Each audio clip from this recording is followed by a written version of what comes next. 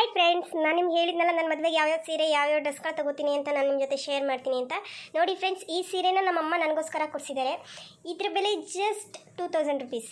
ಆದರೆ ನಮ್ಮಮ್ಮ ಹೇಳ್ತಾ ಇರೋದು ಏನು ಗೊತ್ತಾ, ಅಕ್ಕಪಕ್ಕದ ಮನೆಯವರೆಲ್ಲ ಬಂದಿದ್ರಲ್ಲ ಆ ಸೀರೆ ಬಟ್ಟೆ ನೋಡೋದಕ್ಕೆ, ಅವ್ರ ಹತ್ರ ಈ ಸೀರೆ ಬೆಲೆ 8,000 ಅಂತ ಹೇಳಿದ್ದಾರೆ. ಅಯ್ಯೋ ಅಯ್ಯೋ ಅಯ್ಯೋ ಅಯ್ಯೋ, ಈ ಹುಡುಗಿ ಆಗಲೇ ಶುರು ಹಚ್ಕೊಂಡೈತೆ ಅನ್ಸುತ್ತೆ. ಏ ರಮ್ಯಾ, ಏನು ಹೇಳ್ತಾ ಇದೀಯಾ ನೀನು? ನಿಲ್ಸು ಮೊದಲು, ಅದನ್ನ ಕ್ಯಾಮ್ರಾ ಆಫ್ ಮಾಡು. ಯಾಕಮ್ಮ ನನ್ನ ಡ್ರೆಸ್ಗಳು ಸೀರೆಗಳನ್ನೆಲ್ಲ ನನ್ನ ಫಾಲೋವರ್ಸ್ಗೆ ತೋರಿಸ್ತಾ ಇದ್ದೀನಮ್ಮ. ನಾನು ಅವ್ರಿಗೆ ಹೇಳಿದ್ದೆ ತೋರಿಸ್ತೀನಿ ಅಂತ ಹೇಳಿ. ಮೊದಲು ಕ್ಯಾಮ್ರಾ ಆಫ್ ಮಾಡು ಅಂತ ಹೇಳಿದೆ. ಛೇ, ಈ ಅಮ್ಮ ಒಂದು. ಯಾಕಮ್ಮ, ಏನಾಯ್ತು ಅಂತ ಹಿಂಗೆ ಸಿಟ್ಟು ಮಾಡ್ಕೊಂಡಿದೀಯಾ? ಲೇ ಲೇ ಲೇ ಬುದ್ಧಿಗೇಡಿ, ಆ ಸೀರೆ ಬೆಲೆ 8,000 ಅಂತ ನಾನು ಅಕ್ಕಪಕ್ಕದವ್ರ ಹತ್ರ ಹೇಳಿದರೆ ನೀನು 2,000 ಅಂತ ಹೇಳ್ಬಿಟ್ಟು ಎಲ್ಲರಿಗೂ ಹೇಳ್ತಾ ಇದೆಯಲ್ಲ. ಏನೋ ವೀಡಿಯೋನ ಅಕ್ಕಪಕ್ಕದವ್ರು ನೋಡೋದಿಲ್ಲ ಅಂತ ಅನ್ಕೊಂಡಿದ್ಯಾ? ಆಂಟಿ, ನಾನು ಹೊಸ ಇನ್ಸ್ಟಾಗ್ರಾಮ್ ಓಪನ್ ಮಾಡ್ಕೊಂಡಿದ್ದೀನಿ, ನಾನು ಫಾಲೋ ಮಾಡಿ. ಆಂಟಿ, ನಂದು ಯೂಟ್ಯೂಬ್ ಚಾನಲ್ ಇದೆ, ಫಾಲೋ ಮಾಡಿ ಅಂತ ಊರವ್ರ ಹತ್ರ ಎಲ್ಲ ಫಾಲೋ ಮಾಡಿಸ್ಕೊಂಡಿದ್ಯಲ್ಲ. ಅವ್ರು ನೋಡಿದ್ರೆ ಏನು ಅನ್ಕೊಳ್ಳಲ್ಲ? ಹಾಂ, ಬೇಡ, ಎಲ್ಲನೂ ಎತ್ತಿಟ್ಬಿಟ್ಟು ಬಾ ಹೊರಗಡೆ. ಸ್ವಲ್ಪ ಮನೆ ಕೆಲಸ ಮಾಡು. ನಿಮ್ಮ ಮತ್ತೆ ಅಲ್ಲೇನೇ ಬೈತಾ ಇದ್ರು, ಏನು ಯಾವಾಗಲೂ ಮೊಬೈಲ್ ಇಟ್ಕೊಂಡಿರ್ತಾಳಲ್ಲ, ಅವಳು ಒಂದು ಸ್ವಲ್ಪ ಬುದ್ಧಿ ಹೇಳಿ ಕಳಿಸಿ ಅಂತ ಹೇಳಾರೆ. ಬೇಗ ಬೇಗ ಎಲ್ಲನೂ ಪ್ಯಾಕ್ ಮಾಡಿ ಇಟ್ಬಿಟ್ಟು ಬಾ. ಸಾರಿ ಫ್ರೆಂಡ್ಸ್, ನಮ್ಮಮ್ಮ ಎಲ್ಲ ಸೀರೆ ಬಟ್ಟೆ ಎಲ್ಲ ತೋರಿಸ್ಬೇಡ ಅಂತ ಹೇಳಿದರು. ಇಟ್ಸ್ ಓಕೆ, ಪರವಾಗಿಲ್ಲ. ನಾನು ನಿಮ್ಮ ಜೊತೆ ಮದುವೆಯಲ್ಲಿ ಹಾಕ್ಕೊಂಡಾಗಲೇ ಎಲ್ಲ ಸೀರೆಗಳ ಬೆಲೆ, ಹಾಗೆ ಅದನ್ನು ಬ್ಲೌಸ್ ಯಾವ ರೀತಿ ಡಿಸೈನ್ ಮಾಡಿಸಿದ್ದೀನಿ, ಎಲ್ಲಿ ಮಾಡಿಸಿದ್ದೀನಿ ಅನ್ನೋ ಇನ್ಫಾರ್ಮೇಷನ್ ಎಲ್ಲ ನಾನು ನಿಮಗೆ ಕೊಡ್ತೀನಿ. ಓಕೆ ಫ್ರೆಂಡ್ಸ್, ಬಾಯ್. ನಿಮಗೆ ನನ್ನ ಚಾನಲ್ ಮತ್ತು ನನ್ನ ಇನ್ಸ್ಟಾಗ್ರಾಮ್ ಪೇಜ್ ಇಷ್ಟ ಆದರೆ ಫಾಲೋ ಮಾಡಿ, ಸಬ್ಸ್ಕ್ರೈಬ್ ಮಾಡಿ, ಲೈಕ್ ಮಾಡಿ, ಹಾಗೆ ನಿಮ್ಮ ಅನಿಸಿಕೆಗಳನ್ನು ಕೂಡ ನನ್ನ ಹತ್ರ ಶೇರ್ ಮಾಡ್ಕೊಳ್ಳಿ. ಈಗ ನಾನು ಮನೆ ಕೆಲಸದಲ್ಲಿ ನಮ್ಮಮ್ಮಗೆ ಸ್ವಲ್ಪ ಹೆಲ್ಪ್ ಮಾಡಬೇಕಂತೆ, ಸೊ ನಾನು ಆ ಕಡೆ ಹೋಗ್ತಾ ಇದ್ದೀನಿ. Bye friends. ಸೌಮ್ಯ, ಇದ್ಯಾಕೆ ಕೆಂಪು ಗಂಟೆ ಬರ್ತಾ ಇದೆಯಾ? ಏನಾಯ್ತು? ಇನ್ನೇನಪ್ಪ ಆಗಬೇಕು, ನಿನ್ನ ಮಗಳಿದ್ದಾಳಲ್ಲ, ಅವಳೊಬ್ರು ಸಾಕಲ್ವ ನಮ್ಮ ನೆಮ್ಮದಿ ಹಾಳು ಮಾಡೋಕ್ಕೆ? ಅಲ್ಲ ಕಣ್ರಿ, ನಾನು ಈ ಸೀರೆ ಬೆಲೆಗಳಾಗಿರ್ಬೋದು, ಬಟ್ಟೆಗಳ ರೇಟ್ ಇರ್ಬೋದು, ನಾನು ಅಕ್ಕಪಕ್ಕದವ್ರ ಹತ್ರ ಒಂದು ಹೆಚ್ಚು ಕಮ್ಮಿನಲ್ಲಿ ಮಾತಾಡಿ ಹೇಳಿದ್ದೀನಿ. ಇವಳು ಏನು ಮಾಡ್ತಿದ್ದಾಳೆ, ವಿಡಿಯೋದಲ್ಲಿ ಅದ್ರ ಬೆಲೆ ಏನೇನಿದೆ ಹಂಗಂಗೆ ಹೇಳ್ತಿದ್ದಾಳೆ. ಕೇಳಿ ಬಿಡೆ, ತಪ್ಪೇನೆ. ಅದಕ್ಕೆ ಯಾಕೆ ನೀ ಮುಖ ಇಷ್ಟು ಗಾತ್ರ ಇದಿರುತ್ತಲ್ಲ, ಬೂದ್ಗು ಮುಖ ಈ ಥರ ಊದ್ಸ್ಕೊಂಡು ನಿಂತಿದೆಯಲ್ಲ?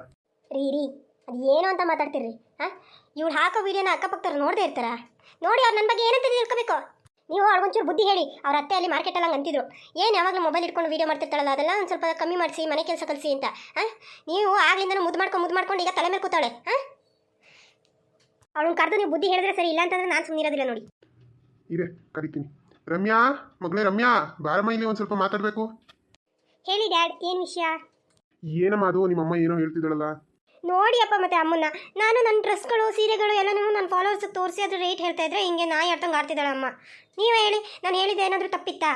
ಇರೋ ರೇಟ ಇದ್ದಂಗೆ ಹೇಳಿದ್ರೆ ತಪ್ಪೇನು? ಹೌದು ಮಗಳೇ, ನಿನ್ನಲ್ಲಿ ಏನು ತಪ್ಪಿಲ್ಲಮ್ಮ, ನಿಮ್ಮ ಮುಂದೆ ಎಲ್ಲ ತಪ್ಪು. ಯಾಕಂದ್ರೆ ಇರೋದು ಇಲ್ದಿರೋದು ಎಲ್ಲ ಸೇರಿ ಅಕ್ಕಪಕ್ಕದವ್ರ ಹತ್ರ ಹೇಳ್ಕೊಂಡು ಜಮ್ಮ ಕೊಚ್ಕೊಳಕ್ ಹೋಗ್ತಾಳಲ್ಲ, ಹಿಂಗೆ ಆಗೋದು ಮತ್ತೆ. ಮಗಳಿಗೆ ಬುದ್ಧಿ ಹೇಳಿ ಅಂತ ಕರೆದ್ರೆ ಇಲ್ಲಿ ಅಪ್ಪ ಮಗಳು ಸೇರ್ಕೊಂಡು ನನ್ನನ್ನೇ ಗೂಬೆ ಮಾಡ್ತಾ ಇದ್ದೀರಾ? ಮಗಳಿಗೆ ಬುದ್ಧಿ ಹೇಳಿ ಅಂತ ಕರೆದ್ರೆ ಇಲ್ಲಿ ಅಪ್ಪ ಮಗಳು ಸೇರ್ಕೊಂಡು ನನ್ನೇ ಗೂಬೆ ಮಾಡ್ತಾ ಇದ್ದೀರಾ? ಏನಾದರೂ ಮಾಡ್ಕೊಂಡು ಹಾಳಾಗೋಗಿ. ನಿಮ್ಗೆ ಹೇಳಕ್ ಗೊತ್ತಿಲ್ಲ, ನನಗೆ ಬುದ್ಧಿ ಇಲ್ಲ. ಮಗಳೇ ಬಾ ಮಗಳೇ, ನಿಮ್ಮಮ್ಮ ಹಂಗೇನೇನೆ ಬಾ, ಇಲ್ಲಿ ಕುತ್ಕೊಂಡು ನಿನ್ನ ಜೊತೆ ಸ್ವಲ್ಪ ಮಾತಾಡಬೇಕು. ಹೇಳಿಯಪ್ಪ, ಅದೇನು ವಿಷಯ ಅಂತ. ಅಲ್ಲಮ್ಮ, ನಾನು ನಿಮ್ಮ ಅಮ್ಮಂಗೆ ಬೈದಿದ್ದು, ಅವಳು ಏನೋ ಇರೋದು ಇಲ್ದಿರೋದು ಎಲ್ಲ ಅಕ್ಕಪಕ್ಕದವ್ರ ಹತ್ರ ಹೇಳಿದ್ದು ತಪ್ಪೆ. ಆದರೆ ನಾನು ನಿನ್ಗೆ ಹೇಳ್ತಿರೋದು, ಈ ಮೊಬೈಲ್ ಅಡಿಕ್ಷನ್ ಏನಿದೆ ಅದನ್ನು ಸ್ವಲ್ಪ ಕಮ್ಮಿ ಮಾಡ್ಕೊ ಮಗಳೇ. ನಾಳೆ ನೀನು ಮದುವೆಯಾಗಿ ಬೇರೆಯವ್ರ ಮನೆಗೆ ಹೋಗೋ ಹೆಣ್ಮಗಳು. ಈ ರೀತಿ ಮನೇಲಿ ಆಗೋದು ಹೋಗೋದು, ತಂದಿದ್ದು ಬಿಟ್ಟಿದ್ದು ಎಲ್ಲನೂ ಎಲ್ಲರಿಗೂ ಹೇಳ್ಕೊತ ಕೂತ್ಕೊಂಡ್ರೆ ಅವ್ರಿಗೂ ಒಂದು ಸ್ವಲ್ಪ ಇರ್ಸು ಮುರ್ಸು ಆಗುತ್ತಲ್ವೇನಮ್ಮ? ಸರಿಪ್ಪ, ಆಯಿತು, ನೋಡ್ತೀನಿ. ನನ್ನ ಕೈಲಾದರೆ ಸ್ವಲ್ಪ ಕಮ್ಮಿ ಮಾಡ್ಕೋತೀನಿ. ಅಪ್ಪ, ಹಾಗೆ ಬ್ಲೌಸ್ ಹೊಲಿಯೋಕ್ಕೆ ದುಡ್ಡು ಬೇಕಿತ್ತಪ್ಪ. ಎಷ್ಟಮ್ಮ? ನಾನು ಈಗಾಗಲೇ ಬ್ಲೌಸ್ ಹೊಲಿಯೋಕ್ಕೆ ಮಾತಾಡ್ಕೊಂಡು ಬಂದಿದ್ದೀನಿ ಅಪ್ಪ. ಎಲ್ಲ ಡಿಸೈನರ್ ಬ್ಲೌಸ್ಗಳಿಗೆ ರಿಸೆಪ್ಷನ್ ಸ್ಯಾರಿಗೆ 7,000 ರುಪೀಸ್ ಹೇಳಿದ್ದಾರೆ. ಧಾರೆ ಸೀರೆಗೆ 3,000 ರೂಪಾಯಿ ಹಾಕಿಸ್ತಾ ಇದ್ದೀನಿ ಅಷ್ಟೇ ಅಪ್ಪ. ಆಮೇಲೆ ಹಸೆ ಶಾಸ್ತ್ರಕ್ಕೆ, ಇಳೆ ಶಾಸ್ತ್ರಕ್ಕೆ ಅಂತಂದಿದ್ದೀರಲ್ಲ, ಅದಕ್ಕೆ ಏನು ಡಿಸೈನ್ ಹಾಕಿಸ್ತಾ ಇಲ್ಲ. ಜಸ್ಟ್ ಒಂದೊಂದು ಇದು ಕುಚ್ಚು ಕಟ್ಟೋದಕ್ಕೆ ಹೇಳಿದ್ದೀನಿ. ಅದು ಬ್ಲೌಸ್ ಎಲ್ಲ ಗುಪ್ಪಿ ಡಿಸೈನ್ ಇಡೋಕ್ಕೆ ಹೇಳಿದ್ದೀನಿ. ಅದಕ್ಕೆ 700 ಗಾಡಿ. ಲೇ ಲೇ ಲೇ ಬುದ್ಧಿ ಹೇಳಿ. ಅಲ್ಲ, ಒಂದೊಂದು ಬ್ಲೌಸ್ ಹೊಲ್ಸೋದು ಹುಡುಗಿನೇ ಇನ್ನೊಂದೊಂದು ಒಳ್ಳೊಳ್ಳೆ ಸೀರೆ ತಗೋಬೋದು, ಆ ಥರ ಬ್ಲೌಸ್ ಹೊಲ್ಸಕ್ಕೆ ಹೇಳಿದೆಯಲ್ಲ. ಯಾಕೆ ಈಗ ನಾನು ಹಾಕೊಂಡಿದ್ದೀನಲ್ಲ, ಈ ಸೀರೆ ಬ್ಲೌಸ್ ಏನು ಚೆನ್ನಾಗಿಲ್ವಾ? ಇಲ್ಲ ಮೂಲೆ ಮನೆ ಗೀತಾ ಹೊಲ್ಕೊಟ್ಟಿರೋದು ಚೆನ್ನಾಗಿಲ್ವೇನೆ? ಅವಳ ಹತ್ರನೇ ಕೊಡು, ಚೆನ್ನಾಗಿ ಹೊಲ್ಕೊಡ್ತಾಳೆ. ಓ, 7,000, 3,000, 700 ಅದೊಂದು 1,500. ದುಡ್ಡಿಗೆ ಲೆಕ್ಕ ಇಲ್ವಾ? ಬ್ಲೌಸ್ ಹೊಲಿಯೋಕ್ಕೆ ಅಷ್ಟೊಂದು ದುಡ್ಡು ಬೇಕಾ? ನೋಡು, ನೀನು ಯಾವ ಬ್ಲೌಸು ಎಲ್ಲೂ ಹೊರಗಡೆ ಕೊಡಬೇಕಾಗಿಲ್ಲ. ಅವಳಿಗೆ ಒಂಚೂರು ಡಿಸೈನ್ ತಂದು ಹಚ್ಚು ಹೊಲಿ ಅಂತಂದರೆ ಹೊಲ್ಕೊಡ್ತಾಳೆ. ಇಲ್ಲೇ ಕೊಡು ಅಪ್ಪ. ನೋಡಪ್ಪ, ಅಮ್ಮನ್ನ ಏನು ಮದುವೆ ಏನೋ ದಿನ ಆಯ್ತಾರಪ್ಪ, ವರ್ಷಕ್ಕೊಂದ್ಸರಿ ಆಯ್ತಾರ? ಜೀವನದಲ್ಲಿ ಆಗೋದು ಒಂದೇ ಸರಿ ಮದುವೆ, ಅದಕ್ಕೂ ಒಳ್ಳೊಳ್ಳೆ ಡ್ರೆಸ್ ಹಾಕೋಬೇಡ, ಸೀರೆ ಹಾಕೋಬೇಡ, ಬ್ಲೌಸ್ ಹೊಲಿಸ್ಬೇಡ ಅಂತ ಅಂದರೆ ಹೆಂಗಪ್ಪ? ಲೇ, ನೀನು ಯಾರು ಬ್ಲೌಸ್ ಹೊಲಿಸ್ಕೋಬೇಡ ಅಂತ ಹೇಳ್ತಾ ಇಲ್ಲ, ಅಷ್ಟು ದುಡ್ಡು ಕೊಟ್ಟು ಹೊಲಿಸ್ಬೇಡ ಅಂತ ಹೇಳ್ತಾ ಇದ್ದೀನಿ.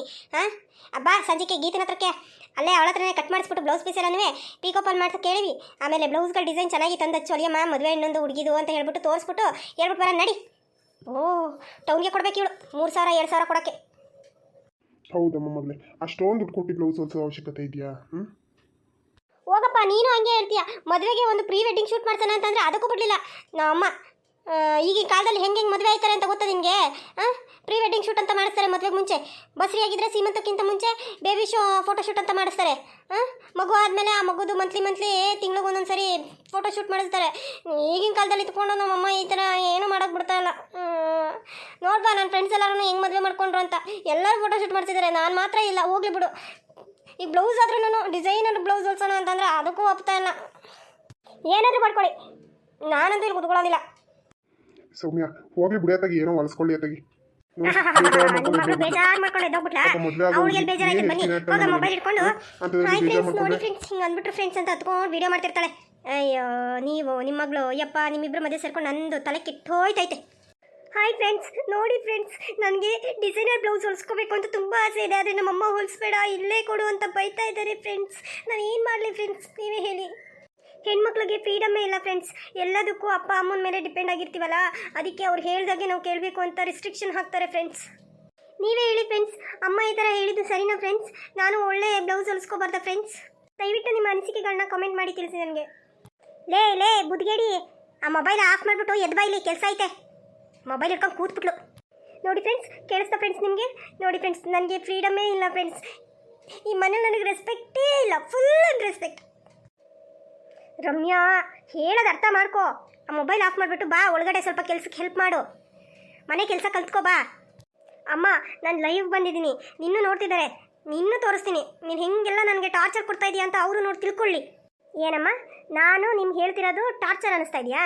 ಹಾಂ, ನಾಳೆ ಮದುವೆ ಆಗಿ ಗಂಡು ಮನೆಗೆ ಹೋಗ್ತಿರಲ್ಲ, ಅವಾಗಿರೋದು ನಿಮಗೆ ಬುದ್ಧಿ ಅವಾಗ ಬರುತ್ತೆ. ಮನೇಲಿ ಅಮ್ಮನ ಮನೆಯಲ್ಲಿ ಎಷ್ಟೇ ಆದ್ರೂ ಪ್ರೀತಿಯಿಂದ ಹೇಳ್ಕೊಡ್ತಾರೆ, ಗಂಡನ ಮನೇಲಿ ಯಾರು ಪ್ರೀತಿಯಿಂದ ಹೇಳ್ಕೊಡಲ್ಲ. ಅರ್ಥ ಆಯ್ತಾ? ಸ್ವಲ್ಪ ಕೆಲಸ ಮಾಡೋದನ್ನು ಕಲಿಬಾ. ನೋಡು, ಇದೆಲ್ಲ ಹುಚ್ಚಾಟಗಳನ್ನ ನಿಲ್ಲಿಸ್ಬಿಟ್ಟು ಒಳ್ಳೆ ರೀತಿಯಲ್ಲಿ ಸಂಸಾರ ಮಾಡ್ಕೊಂಡು ಹೋಗಮ್ಮ. ನೋಡಿದ್ರು ಹೌದಪ್ಪ, ಇಂಥವ್ರ ಮನೆ ಮಗಳು ಇಷ್ಟು ಚೆನ್ನಾಗಿದ್ದಾಳೆ, ಇಷ್ಟು ಚೆನ್ನಾಗಿ ಕೆಲಸ ಮಾಡ್ತಾಳೆ ಅಂತ ಹೊಗಳಬೇಕು. ಅದನ್ನು ಬಿಟ್ಟು ಈ ಥರ ಮಾಡ್ತಾಳೆ ಅಂತ ಹೇಳ್ಬಿಟ್ಟು ತೆಗ್ಲಬಾರ್ದು. ಅರ್ಥ ಆಯ್ತಾ? ಸರಿ, ಈಗ ಆಫ್ ಮಾಡೋದು ಬಾ. ಯಾವ ಅಪ್ಪ ಅಮ್ಮನೂ ಮಕ್ಕಳಿಗೆ ಕೆಟ್ಟದಾಗಲಿ ಅಂತ ಯಾವುದನ್ನು ಹೇಳ್ಕೊಡಲ್ಲ, ಆಯಿತಾ? ಅಪ್ಪ ಅಮ್ಮ ಯಾವತ್ತಿದ್ರೂ ಮಕ್ಕಳಿಗೆ ಒಳ್ಳೇದಾಗಲಿ ಅಂತಲೇ ಬಯಸೋದು.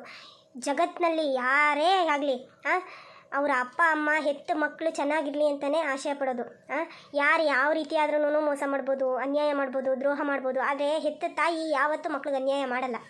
ಹೆತ್ತ ತಾಯಿಗೆ ಸರಿ ಸಾಟಿನೇ ಇಲ್ಲ. ಎಂಥ ಕಷ್ಟ ಕಾಲದಲ್ಲೂ ತನಗಿರಲಿ, ಹಿಂದೆ ಹೋಗಲಿ, ತನ್ನ ಮಕ್ಕಳು ಹೊಟ್ಟೆ ತುಂಬ ತಿನ್ನಲಿ, ತನ್ನ ಮಕ್ಕಳು ಚೆನ್ನಾಗಿರಲಿ, ತನ್ನ ಮಕ್ಳಿಗೆ ಒಳ್ಳೇದಾಗಲಿ ಅಂತಲೇ ತಾಯಿ ಬಯಸೋದು. ಇದು ಗೊತ್ತಿಲ್ಲದೆ ಈ ಥರ ಹುಚ್ಚಿ ಥರ ವೀಡಿಯೋ ಮಾಡ್ತಾ ಇದೆಯಲ್ಲ, ಸರಿನಾ? ಬಾ, ಎದ್ದು ಬಾ, ಮೊದಲು ಮನೆ ಕೆಲಸ ಕಲಿ ಬಾ. ಒಳ್ಳೇದಾಗಲಿ ಅಂತಲೇ ನಾವು ಹೇಳೋದು, ನಾವೇನು ಕೆಟ್ಟದಕ್ಕೆ ಹೇಳಲ್ಲ. ಎಲ್ಲನೂ ನಿನ್ನ ಒಳ್ಳೇದಕ್ಕೆ ನಾವು ಹೇಳೋದು. ಸಾರಿ ಅಮ್ಮ, ನಿನ್ನ ನಾನು ಅರ್ಥ ಮಾಡ್ಕೊಳ್ಳದೆ ನಿನಗೆ ನೋವು ಮಾಡಿಬಿಟ್ಟೆ ಅನಿಸುತ್ತೆ.